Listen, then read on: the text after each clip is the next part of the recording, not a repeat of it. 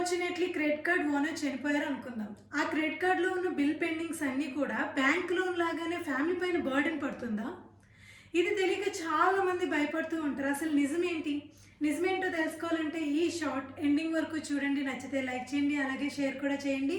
మన ఛానల్ని సబ్స్క్రైబ్ చేసుకోండి. ఇలాంటి యూస్ఫుల్ కంటెంట్ రోజు మేము పోస్ట్ చేస్తూ ఉంటాము. ఫర్ ఎగ్జాంపుల్, ఒక వ్యక్తి క్రెడిట్ కార్డ్ యూజ్ చేస్తూ 2 lakhs బిల్ పెండింగ్ ఉండగా చనిపోయారు అని అనుకుందాం. అప్పుడు ఆ పెండింగ్ ఉన్న బిల్ మొత్తం వాళ్ళ ఫ్యామిలీ మెంబర్స్ లైక్ వైఫ్ కానీ లేదంటే వాళ్ళ చిల్డ్రన్ కానీ కంపల్సరీగా పే చేయాలి అని అందరూ అనుకుంటారు. కానీ చాలా కేసెస్లో ఇది కరెక్ట్ కాదు. క్రెడిట్ కార్డ్ అనేది ఒక పర్సనల్ లైబిలిటీ. అంటే క్రెడిట్ కార్డ్ ఎవరి పేరు మీద అయితే ఉందో వాళ్ళకు సంబంధించిన లైబిలిటీ అని అర్థం. అంటే వాళ్ళకు సంబంధించిన అప్పు, వాళ్ళకు సంబంధించిన బాధ్యత. అంతేగాని క్రెడిట్ కార్డ్ హోల్డర్ మరణించిన తర్వాత బ్యాంక్ వైఫ్ దగ్గర కానీ చిల్డ్రన్ దగ్గర కానీ ఈ డెట్ ఏదైతే ఉందో అది కలెక్ట్ చేయలేదు. కానీ ఇక్కడ ఒక ఇంట్రెస్టింగ్ పాయింట్ ఉంది. క్రెడిట్ కార్డ్ హోల్డర్ ఎవరైతే ఉన్నారో ఆయన మరణించిన తర్వాత ఆయనకి సంబంధించిన bank balances, fixed deposits, investments, properties ఇట్లాంటివి ఏవైనా ఉంటే బ్యాంక్ లీగల్ ప్రాసెస్ ద్వారా వాటి నుంచి రికవరీ చేయడానికి అయితే ట్రై చేస్తుంది. ఇదొక వే.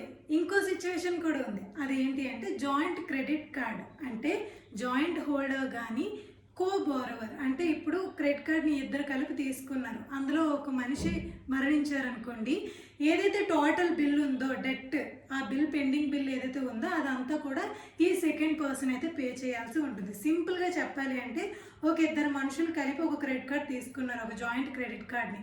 ఒక మనిషి చనిపోయిన తర్వాత ఏదైతే పెండింగ్ బిల్ ఉందో ఆ టోటల్ బిల్ని ఈ సెకండ్ పర్సన్ అయితే పే చేయాల్సి ఉంటుంది. అది వైఫ్ అండ్ హస్బెండ్ కావచ్చు, బ్రదర్స్ కావచ్చు, ఫ్రెండ్స్ కావచ్చు. జాయింట్ క్రెడిట్ కార్డ్ తీసుకున్న తర్వాత ఒక మనిషి మరణించారు అంటే ఇంకొక మనిషి టోటల్ బిల్ అయితే పే చేయాల్సి ఉంటుంది. ఇది ఒక సిచ్యువేషన్. కొన్ని ప్రీమియం క్రెడిట్ కార్డ్స్ ఉంటాయి, దానికి ఇన్సూరెన్స్ అయితే ఉంటుంది. ఇలాంటి సిచ్యువేషన్ జరిగినప్పుడు ఎంతో కొంత ఇన్సూరెన్స్ అయితే అది కవర్ చేయొచ్చు. టోటల్ గా కవర్ చేస్తుందో లేదో తెలియదు కానీ కొంతవరకు అయితే ఇన్సూరెన్స్ అయితే కవర్ చేస్తుంది. కనుక ఎప్పుడైనా ఒక ఫ్యామిలీలో ఇలాంటిది ఒక సిచ్యువేషన్ జరుగుతున్నప్పుడు ఫస్ట్ ఫ్యామిలీ ప్యానిక్ అవ్వకుండా అసలు ఆ క్రెడిట్ కార్డ్ అనేది పర్సనల్ లైబిలిటీ కార్డా లేదంటే జాయింట్ కార్డా అనేది ముందు మీరు తెలుసుకోవాల్సి ఉంటుంది.